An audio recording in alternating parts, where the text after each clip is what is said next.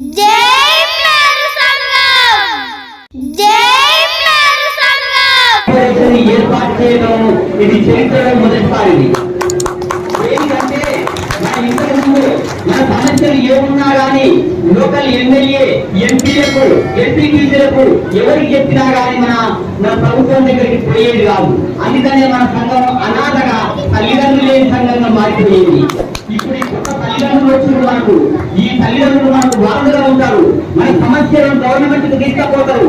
ఇప్పుడు ఏ సమస్య ఉన్నా కానీ మనం ఇప్పుడు వాళ్ళకి ఇస్తాము. మన సమస్యలు ఏంటో నేను క్లియర్ గా చెప్తున్నాను. మొట్టమొదటి గవర్నమెంట్ చేసింది మనకు ఇంతకు ముందు ఎంఆర్ఓ ఆఫీసు మన క్లాస్ సర్టిఫికెట్ మేరు అని ఇచ్చేది. ఇప్పుడు గెజిట్ మారింది, మేరు అని పెట్టింది. కాబట్టి నేను హైలీ అప్రిషియేట్ చేస్తున్నాను. రెండవది మన కార్పొరేషన్ వచ్చింది. మన అనాథగా ఉన్నాము. మనకు తల్లి లాంటి దిక్కు వెంకటరాజన్ గారు, తల్లి గారు లక్ష్మీనారాయణ గారు ఇంతకు ముందే చెప్పింది. మన కాడులో లక్ష్మీ ఉన్నది, నారాయణ ఉన్నాడు, రెండు ఉన్నాయి.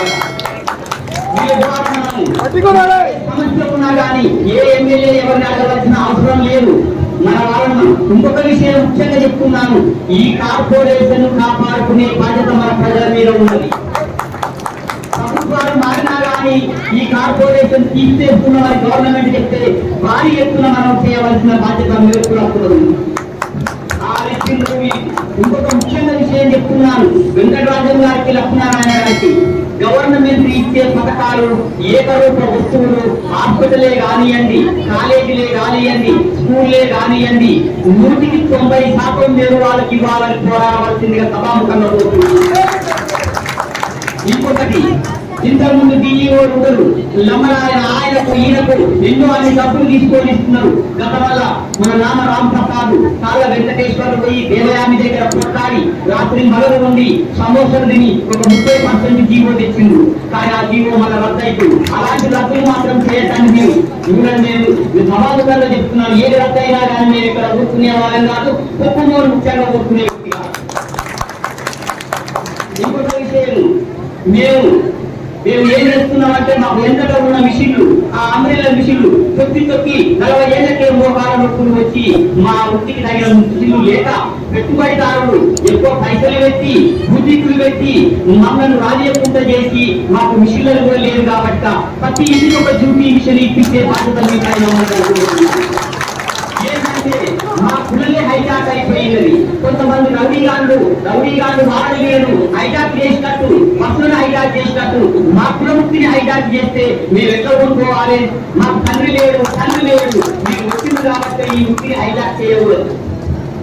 మీరు తప్పకుండా మా పైన శ్రద్ధ ఉంచి, ముఖ్యంగా మహిళలకు ఉపాధి ఏమన్నా హాస్టల్ వస్తే ఉంటారు. వాళ్ళకంటే ఎక్కువ అద్భుతంగా పుట్టేది మన మేరవాళ్ళలో ఒక గుణం ఉన్నది. ఎవరన్నా పక్కన వేరే తప్పు కొట్టి చెప్పే గుణం ఉన్నది. ఆ గుణలే ఇంత ఖాళీ చేసి ఉన్నది. ఇంకొకటి, 50 ఏళ్ళు దాటిన తర్వాత కూడా మీరు మాకు ఒక ఇన్సూరెన్స్ ఏదైనా టౌన్ ఆయన చచ్చిపోతే చెట్టు పడిపోతే ఆయన 5 లక్షలు అంటున్నారు. రైతు చచ్చిపోతే 5.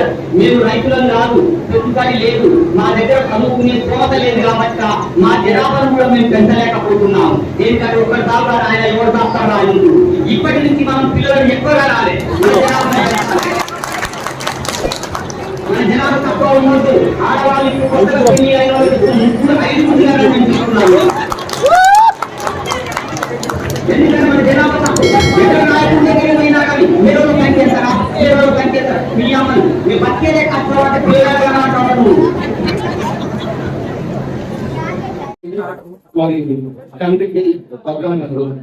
ముఖ్యంగా కార్పొరేషన్ రావడానికి అయితే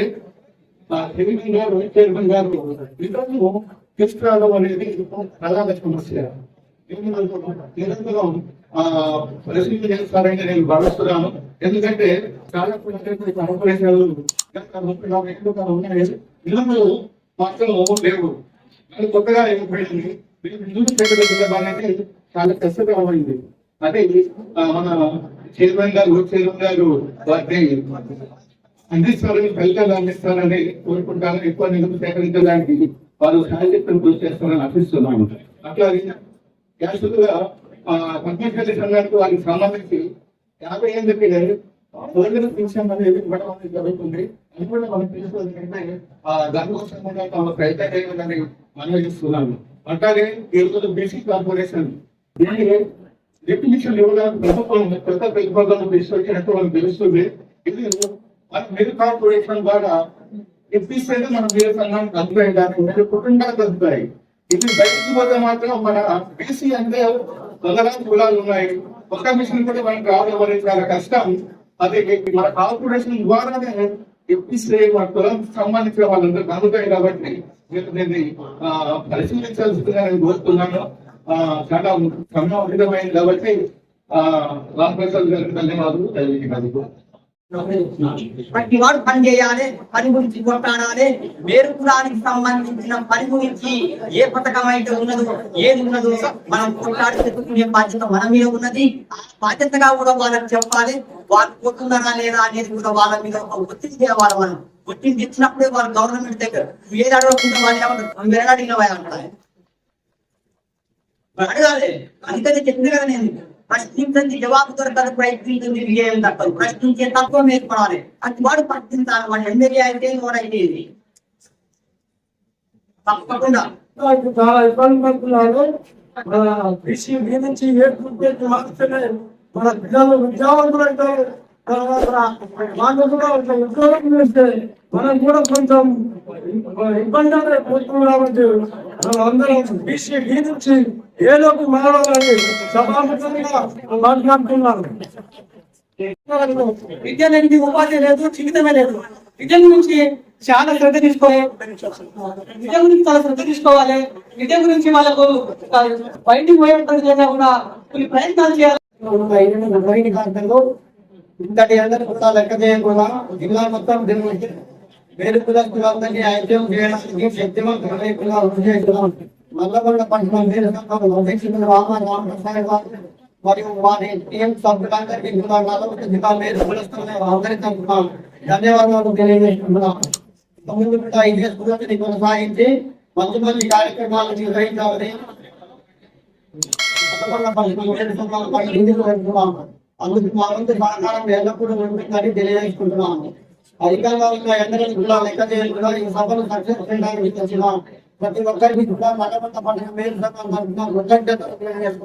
సభాధ్యక్షులు రామప్రసాద్ గారికి, అలాగే వేదిక మీద ఉన్నటువంటి పెద్దలందరికీ, మన కార్పొరేషన్ చైర్మన్ సంఘం వెంకటరాజ్యం మేరు గారికి, అలాగే వైస్ చైర్మన్ మాటిచెట్టి లక్ష్మీనారాయణ గారికి ముందుగా ధన్యవాదాలు తెలియజేసుకుంటున్నాం.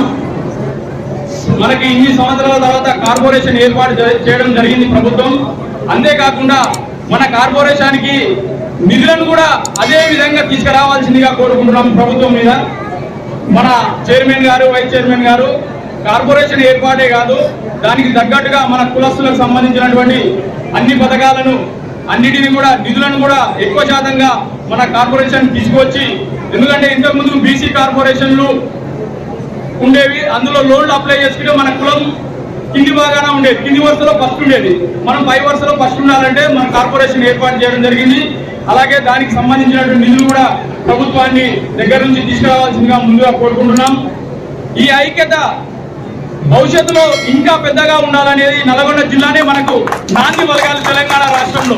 ఎందుకంటే ఈ సంఖ్యను ఇంకా పెంచి నల్గొండ జిల్లానే ముందు భాగంలో ఉండే విధంగా మనందరం కూడా కలిసికట్టుగా ప్రయత్నం చేద్దాం. మేరు బంధువులారా ప్రకటించిన రోజు కూడా నల్గొండలో అందరం పెద్ద ఎత్తునపై ప్రభుత్వం ధన్యవాదాలు తెలుపుకుంటూ బాలాభిషేకం కూడా చేయడం జరిగింది. ఇప్పుడు మనకు 50 కోట్ల నిధులు తీసుకురావడానికి చైర్మన్, వైస్ చైర్మన్ గారిపై ఎంతో బాధ్యత ఉన్నదని తెలుపుతున్నాము. మన కులము కేవలం కులవృత్తిపై ఆధారపడి జీవిస్తున్నాము చాలా మంది ఇక్కడ. అందుకని మనకి కుటుంబిషన్ను ఖచ్చితంగా ఇంటికి ఇవ్వాలని వారికి సభాముఖంగా తెలియజేస్తున్నాము. అది కూడా అత్యాధునిక జాబ్ మిషన్లు ఇవ్వాలని తెలియజేస్తున్నాము. అదేవిధంగా మనము కుటుంబ బతుకున్నాం కాబట్టి మన రాష్ట్రంలో ఉన్న స్కూల్ యూనిఫామ్ స్టిచ్చింగ్ పనిని మరియు ఇతర శాఖలలో ఏదైతే స్టిచ్చింగ్ పని ఉంటుందో యూనిఫామ్ ఇస్తున్నారో ఆ పనిని కూడా మనకే కేటాయించాలి. Like, comment, share, subscribe.